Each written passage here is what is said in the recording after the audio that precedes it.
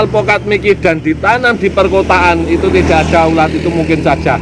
Karena apa? Siklus hama antara di kota dan di pedesaan atau di daerah seperti saya yang masuk dalam pedalaman dan desa, itu siklus hama, siklus ulat yang membawa, istilahnya yang menjadikan bibit-bibit dari ulat ini itu lebih banyak, atau banyak istilahnya di situ proses-proses alam yang membuat telur-telur menjadikan ulat.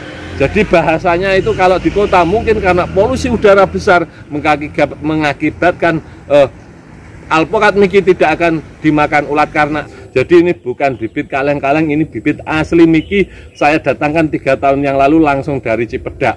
Ya, kenyataannya seperti ini, alpukat Mickey penuh dengan ulat. Tetapi masyarakat kita, khususnya masyarakat yang dahulu, masyarakat luas, awam, itu menganggap bahwa alpukat yang terkena ulat itu adalah suatu siklus dari pembuahan, siklus alami. Jadi kepercayaan masyarakat kita masih banyak yang mengatakan bahwa alpukat kalau tidak dimakan ulat dia tidak akan berbuah. Dan apabila alpukat yang dimakan ulat dia akan buahnya banyak.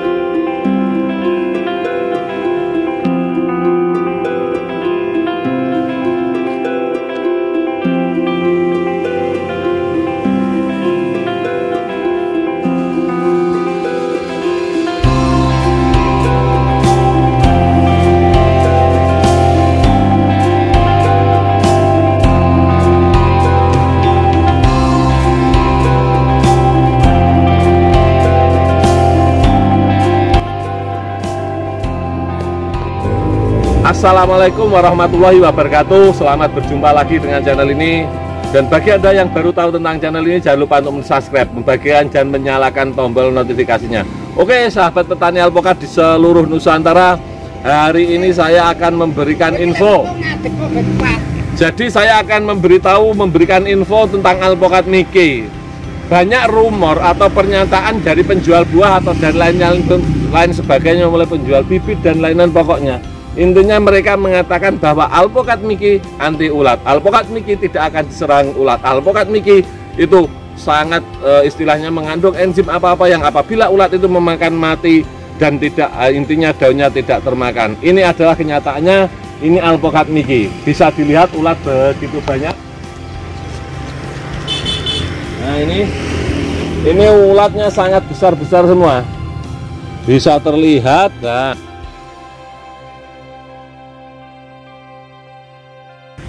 dari sampai atas sana, semua daun-daunnya itu dimakan ulat.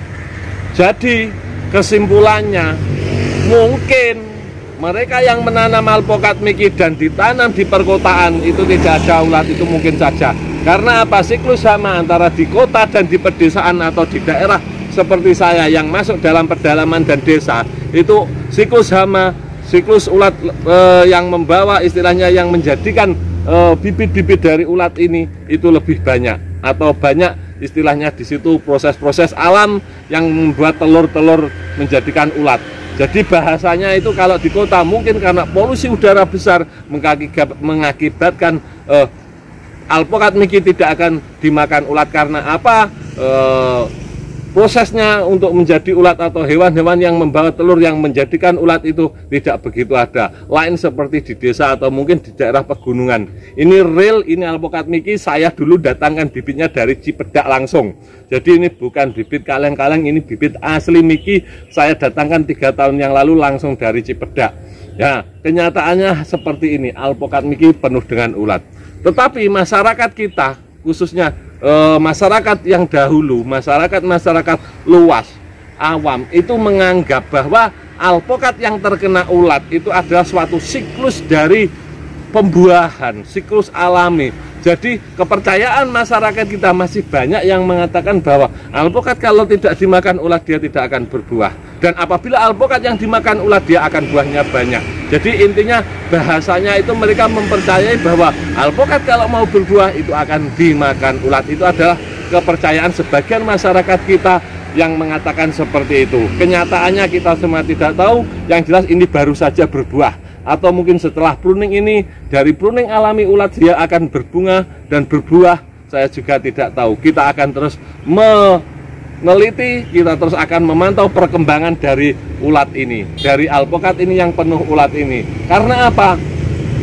Dulu sangat jelas bahwa alpukat niki itu tidak terkena ulat. Kenyataannya semua alpukat niki saya banyak yang terkena ulat. Misra terkena ulat, kendil terkena ulat, aligator terkena ulat. Jadi semuanya terkena ulat.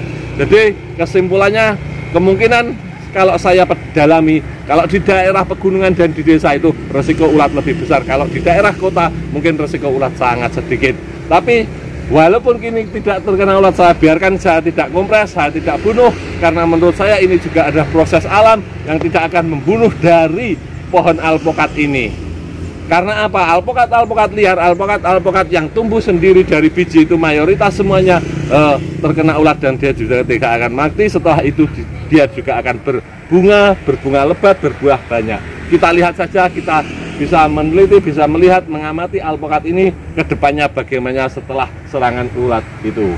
Oke, sahabat petani pisang dan petani alpukat, ini adalah informasi dari saya. Silahkan memilih varietas-varietas yang unggul, varietas-varietas yang genjah, varietas-varietas yang produktivitas tinggi, yang daya jualnya sangat tinggi, agar Anda tidak rugi di kemudian hari. Termasuk alpukat niki adalah alpukat yang varietas unggul, banyak dicari, produktivitas tinggi dan genjah.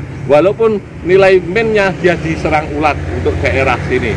Ini khusus daerah Tulungagung, MDPL 100. Produktivitas bagus, genjah bagus, dan lain sebagainya. Yang jelas ini sudah berbuah dan sudah panen.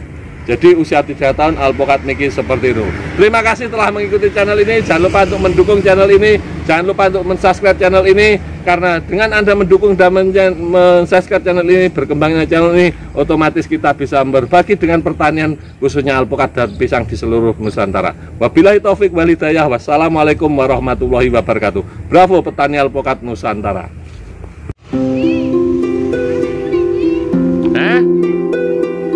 Piye? Nyapo rono? Nyapo penak. Ular tai lo. Lagi drone. Lah iya. Rawat singati. Akhirnya udah ular ini